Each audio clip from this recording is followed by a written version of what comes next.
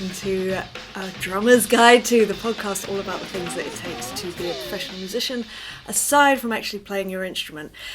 So today I'm kind of mixing it up a little bit because the way that I usually do these podcasts basically is that I will rock up in the studio and I will look, I've got a long list of topics that I'd like to cover or things that have happened that have inspired me, and whichever topic kind of resonates with me on that day, I kind of delve into it properly. You know, I try to put together some sort of cohesive sort of list of things that I'd like to cover to try and make it engaging or educational or whatever.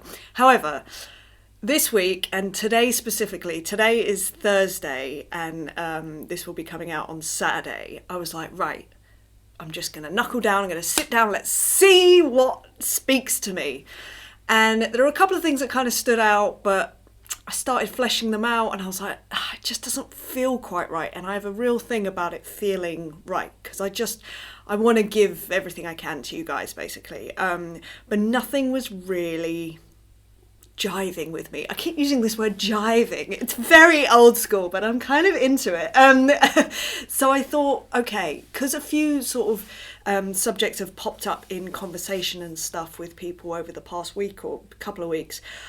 Instead, what I thought I'd do is just kind of run through a few things that have crossed my mind, a few musings, if you like. So this is just going to be an episode of recent musings that I have had, conversations that I've had, and I thought might be, I don't know, beneficial just to kind of like talk it out. And by talk it out, I mean talk it out with myself, and then you can listen and hopefully there'll be some sort of value in that for you. So as I say, nothing was really resonating with me this week, like not enough to do a full episode on it. Like there's bits and I'm like, yeah, like, I definitely want to delve into that, but I couldn't. It's about, for me, it's kind of about connecting the dots and just, like I say, making it somewhat coherent, which I know may come as a surprise because it's me just rambling on. But yeah, this week's just been very, And I don't know, so when was it that I felt like this most? I think it was on Tuesday where I was just like, I'm just exhausted. I thought maybe I'm fighting something off, like a bug or something. Maybe I'm really tired. There's been some stuff going on in my personal life that have been quite taxing, so it's kind of like, maybe it's all just coming to a head. Anyway, I went to a boxing class on Tuesday.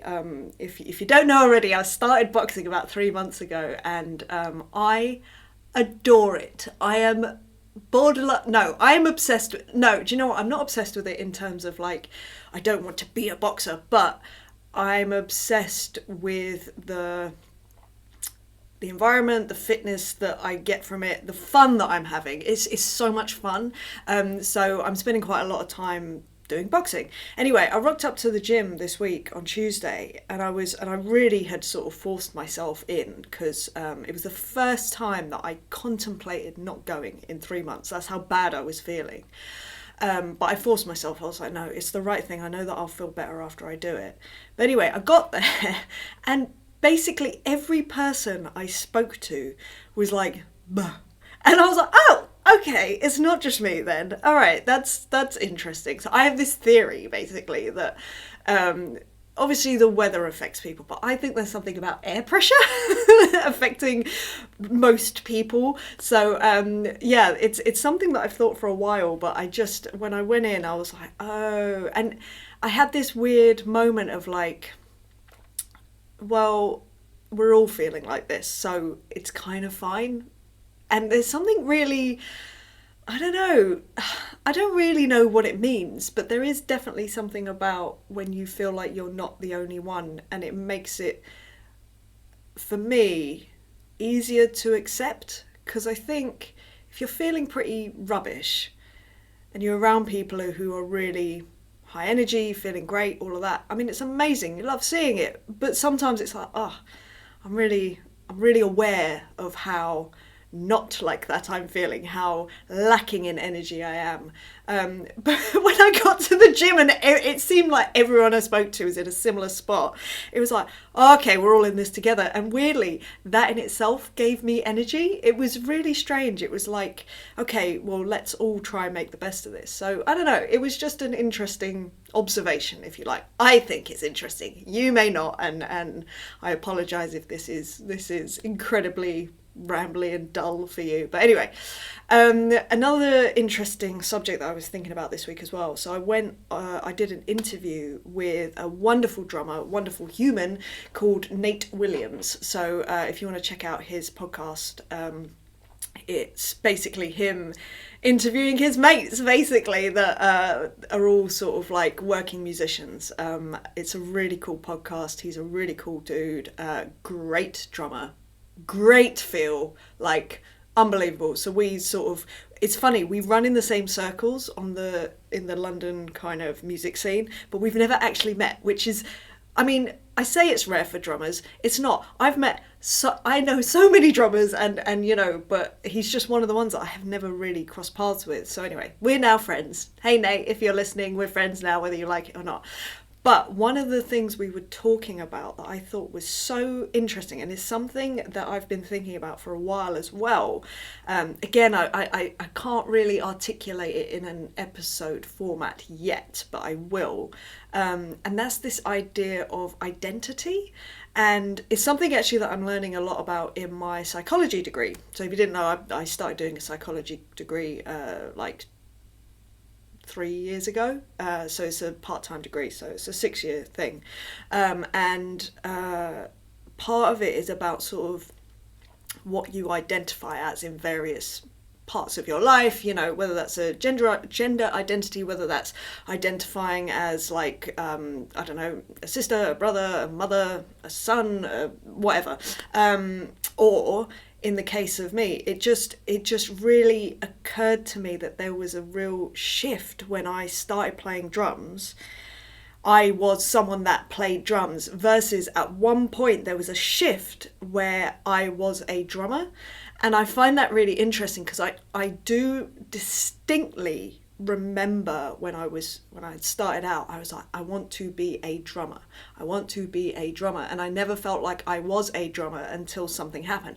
I can't remember what that catalyst was, but I remember that being like the goal. The goal was to identify as a drummer and to legitimately tell people I'm a drummer. And like I said, I think it was fairly late on. It was kind of only once I was working, I think, that working, but like earning money, not fully supporting myself. So that didn't happen until I was like 20, I don't think, but probably around the 17 kind of age, when I was, like I said, I was out gigging, earning money, I would be able to say like, hi, I'm a drummer.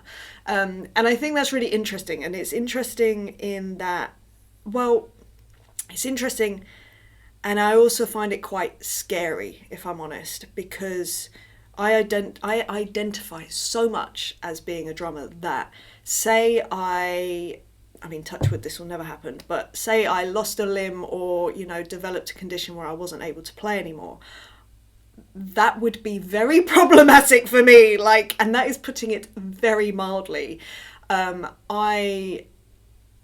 So much of my identity is centered around being a drummer. If that was taken away from me, honestly, I don't know what I would do. I'm lucky in that at least because I do things like mentoring and coaching and that, I could kind of pivot into that, because no matter what happens to me physically, I'm still able to like give information to people, help people, do all that sort of stuff. Obviously doing this podcast, I don't identify as a podcaster, which is interesting to me. Like, I absolutely don't. I'm just someone that I shouldn't ever talk about myself like this, but I can't help it. I'm just some idiot that does a podcast. I'm some idiot that hits things and gets to share information. That's how I identify in that sort of space. And then there was this other interesting idea that me and Nate spoke about, and that was this idea also about identifying as the drummer for an artist versus a drummer that plays for an artist. So I'll give you an example. So let's say, right, so a recent thing that's happened. So Kim Wilde, right? So I've been playing with Kim since 2018 as a double drummer thing. She decided to get into drummers through a various series of events, which I won't go into because I've spoken about it a few times. And so she had decided, right, for the next album, I'd like to have two drummers, which is great. And I was like, hey, that's awesome. I would love to do that. And the way that I would identify with that is that I would say I'm drumming with Kim Wilde. Now, some people would say I'm Kim Wilde's drummer. And it's such a subtle thing. But to me, at least, there's a very stark difference in connotation there, because the way that I choose to identify with who I work with is kind of more transient. And that's with no disrespect to whoever I'm working with. It's just I'm very aware that I am very disposable. It's something that I love about what I do, which probably sounds strange, but I like the transient nature. It makes me really appreciate the time that I do spend with the artists that I do. And it doesn't tie me down. I always say I've got commitment issues when it comes to bands and artists. It's so true. It's who I am. It's just who I am. I like not being like feeling like I'm being owned by someone. I'm just like, no, I'm just sort of like kicking about, and I just play with whoever will have me. That's kind of my baseline. But I do know people that identify as X's drummer, and there are problems that I've seen problems that come with that. So for me, for instance, as of this year, I suppose, Kim decided to go back down to one drummer. Now, I knew that would happen at some point, and it happened this year. And it was just like, oh, okay, like, cool. I had a really fun 4 years with those guys. It was amazing, and I love them so much, so dearly. And it was, it's such a great time. We had such a laugh. But I move on, because it's just, I know I was just playing with Kim Wilde for a bit. Great, amazing. And there's, I don't know, I find power in that for myself, like just like, cool, on to the next, just knowing that. But as I say, there's musicians that I know that say I am X's drummer, and then when that inevitably ends, because everything ends somehow, everything. So when that happens, there's more of a kind of crisis that happens. It's like, it's not just that you're losing work, losing the job that you sort of have, is kind of losing a part of who you identify as, and that is a massive thing. It's so much more than just losing work. It's a part of who you are, who you see yourself to be, who you present yourself to others to be. And I'm sure that there's benefits with sort of like identifying as X's drummer, but personally, I hope I don't do that. I'll tell you something though. I'll tell you something interesting that I've just realised. No, actually, no, that's not true. I was just about to say, I was like, no, that's not true. I was going to say about the Voice Kids. I don't identify as the Voice Kids drummer. I was just like, oh, I play on the Voice Kids. Like it's such a subtle difference, but for me, it leaves a bit of kind of wiggle room, if that makes sense. And I suppose in a way, actually, it's protection for me. Like I struggle with getting too attached to gigs, because I understand that they're so transient. Like everything changes all the time and you can't predict. And the thing is, I'm not an artist and I don't have control. Like I say, I am dispensable, and that's beautiful. I'm sadistic. I'm a bit weird. But anyway, so that was another interesting thing that I've been thinking about for a while, but because I went on Nate's podcast and we explicitly talked about it, I just thought, yeah, I'm really interested by that kind of idea of identity. And it in the same way, like I said, I've started doing this boxing thing, and I do not want to identify as a boxer. I would like to identify as someone who does boxing because I find it fun and I want to keep it fun, because that's the other thing. There's something for me that becomes more serious when you identify as something. There's almost expectation there. I put pressure on myself as soon as I identify as something. Like, there are certain things that I should be doing if I am a boxer, for instance, if I am a podcaster, for instance, if I am, I don't even know, but this way it's kind of, I'm happy to identify as a drummer. I am a drummer. 100%. I have committed my life to drumming. I have sacrificed so many things. I have got so many wonderful things in my life because of that sacrifice, and I've lived my life through drums, basically, essentially since I was 11 years old, and therefore being a drummer is part of my DNA, 100%. And as I say, touch wood, it never gets taken away from me, but if it does, I'll make it work. It would struggle, I would need a lot of support and therapy, but I'm sure that I would, I know I'd make it through. I'd probably end up, I was going to say, I'd probably just move into boxing, but no, that probably wouldn't work, because whatever took me away from drumming probably would take me away from boxing a bit too. But anyway, this is how my brain works. Welcome.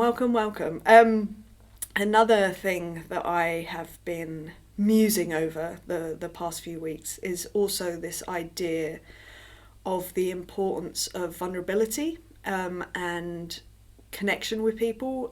This was actually, like, how can I say this? Right, so there's been a lot of stuff going on in my life at the moment. And obviously I try to be as vulnerable as I physically can be, because I think it's important, and that's via this podcast, that's via my Instagram, that's via my one-on-one interactions with you, and it's because I'm so aware that people are trying to paint a perfect picture of themselves, which is fine.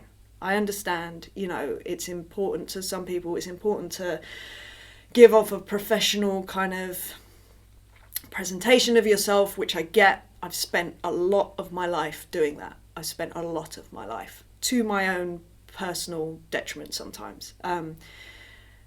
But as I say, more recently, I kind of have been trying to vow to myself just to be more honest and open with people in various things. And these are one-on-one relationships with people as well in my life. And it's super duper interesting. And I had a situation where I had a really rough day a couple of weeks ago. And for some reason, random people from across so many different parts of my life were reaching out to me and saying the kindest things to me, just out of the blue. It was honestly so strange. It was so wonderful. But I realised that a big part of the reason that they probably felt they could do that is because I've always been very open and vulnerable with them. And I just thought that this was really interesting. And it sort of came to my attention even more so. I got an email from Hans Rosenberg. Hello, Hans, if you're listening. And the things that he said on this email were just so inspiring. And just because I was able to be open with him through this podcast, it inspired him to have the confidence to go and do so many other things. And I was like, wow, that's so powerful. And I just think it's really interesting, this idea of being able to be vulnerable with people. And I've really made an effort to be open, more open than I've ever been with people. And can I tell you, my world has opened up in a way that I have never thought possible. Like, just, I'm not being funny, it's so much easier. It's so much easier just communicating with people on a level that is just so open and honest, and not trying to be perfect, and not trying to sort of like hide the gritty bits. Do you know what I mean? Like, it's hard, it's difficult, but it's amazing. And if the moments that I am vulnerable, because I get so self-conscious sometimes, and I sort of say stuff and then I go, oh, I shouldn't have said that, they're gonna freak out or whatever. Either it's met with, no, like, that's fine, like, I love that, or, I feel like that too. It's either met with warmth, or if it is met with, oh, that's a bit weird, well, maybe we're not meant to be in each other's orbit all that much. I'm not saying like, no, off you go, but I'm just saying it's cool, we just don't connect like that. And that's okay, because there'll be other things that maybe we connect on. It isn't, a be all and end all. It's just really interesting that the more open that I become, the more people that seem to be being attracted into my life that, God, I really enjoy the company of. I really, it's just, it's really enriched my life in a way that I never thought possible. But again, it was through taking this scary step. And I say step, it hasn't been like a step where I consciously went, I'm going to do this thing. It's been a very gradual process. And I think a big part of that is through my therapy, through my talking therapy. Shout out to my therapist. She is incredible. I love her so much. She has changed my life. Love her. I just thought this idea of vulnerability and connection is interesting. And I wanted to share another story real quick. This is the last sort of bit. Like I say, this is a bit of a short episode. I think it is, at least. I don't know. I kind of lose time when I do these. But yes, so I heard this story and I just thought it encapsulated sort of the reality of people feeling vulnerable. So I heard this story about this barrister. Is he a barrister? I think so. So he's a barrister, but he's quite high up in UK law, right? And he apparently so bit of background first of all. So in the UK, when these high up barristers go into courtrooms, they have to wear these wigs. I'm sure that you've seen them on TV shows or whatever. And apparently, I love this story so much. Apparently, he was saying that when you get your wig, when you qualify in this high-end barrister situation, you get this wig and it's bright white and it's made of horsehair. Now, when the more that you sort of go into court and blah, blah, blah, blah, blah, and the nature of the horsehair, your wig kind of yellows a little bit as you use it more, basically. And this barrister was saying, I can't even remember, was this an interview? I don't know. He was saying that because he's quite high up, he doesn't go into court that much. And he's been practicing a long time. And he said, so basically the sketch is when you go into court and you see someone with a bright white wig, all the people with the more yellowed wigs are going, oh, there's the newbie.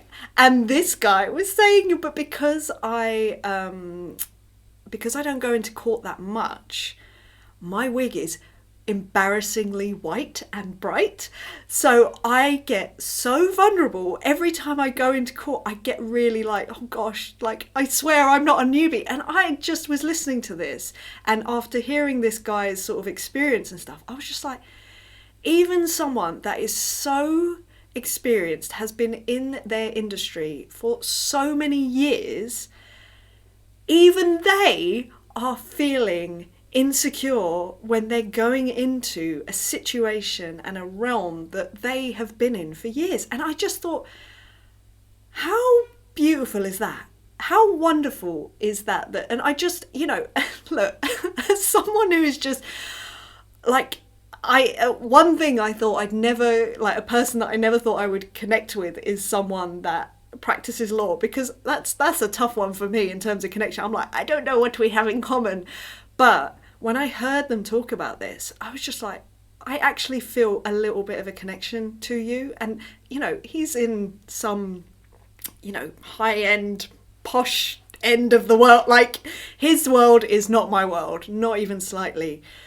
But I was wow, but even that, we still have something in common. We both feel vulnerable. And like I say, there was just something so powerful about that. And coupled with all these wonderful messages that I received, this email from Hans, and then this story that I heard, I just was that's it. Surely that's it. Is it not? Is that not the thing that connects us all, is kind of that sense of vulnerability? And it doesn't matter how old you are, and what your life experience is and where the realm in which your life exists, we all have insecurities, vulnerabilities, and if we can connect because of those, there's something wonderful about that. But like I say, it's not a fully formed thought yet. I'm sure it will be at some point, and maybe I'll do a whole episode on it. But yeah, I just found it interesting, and I thought maybe it would resonate with you as well.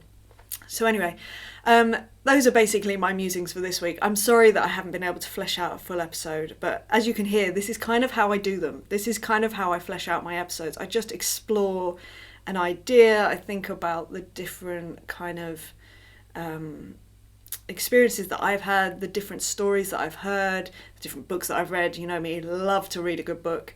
Or listen to, I should say. I'm a fan of Audible. Oh, and if you're in the UK, I can't remember the American version of this. I did know it before, but it's not available for me. But if you're in the UK, there's an app called BorrowBox, which is essentially, you have to get hold of a library card, which you can do online, so not a big deal. It's free, all of that. You download this app, and basically they have a bunch of ebooks and audiobooks that you can kind of take out of the library, as it were, in inverted commas, but you just download it to your device. So it's kind of like Audible, but for free. And the breadth of books is not as much as Audible, but there are a lot of good books on there. There are a lot. And the moment I'm listening to, this is nothing to do with anything, but I'm listening to Paul Noble's Learning Japanese. It is so good. I basically listen to it when I'm driving to my boxing. I've almost finished his first book of that, so yeah, so anyone, Nihongo hanashimasu ka? I am here, chotto, but yeah, I will talk if a little bit if I can. I was going to try and say something half decent, but honestly, I can't, everything's just fallen out of my brain.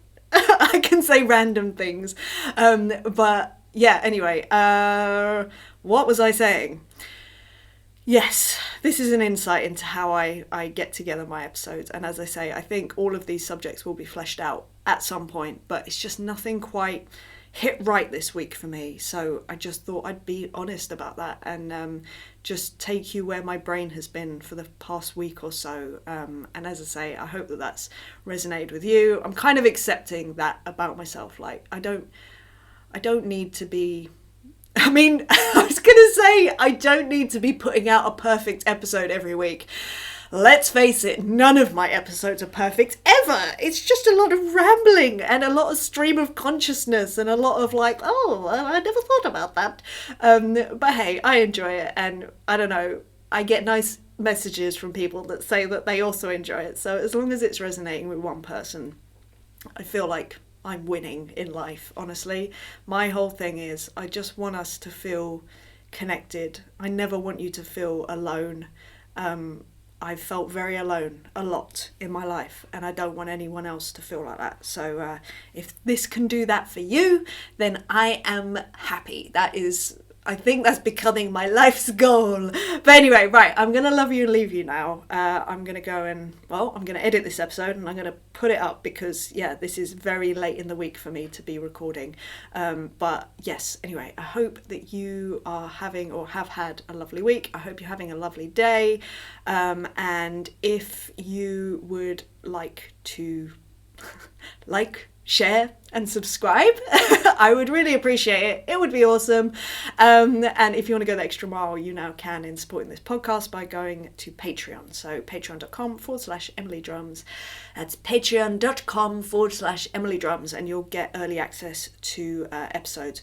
Also, I will be doing a Christmas Zoom hang with my Patreon members. So if you want to get in on that, then do sign up ASAP, basically. I don't know what we're going to do yet. Maybe just sit and chat for an hour or so. But yes, anyway, I hope you're well, and I will see you next week, hopefully for another actual subject, and not me just going, I don't know what to talk about this week. But anyway, sending you lots and lots of love, and I'll speak to you soon. All right, see you later. Bye.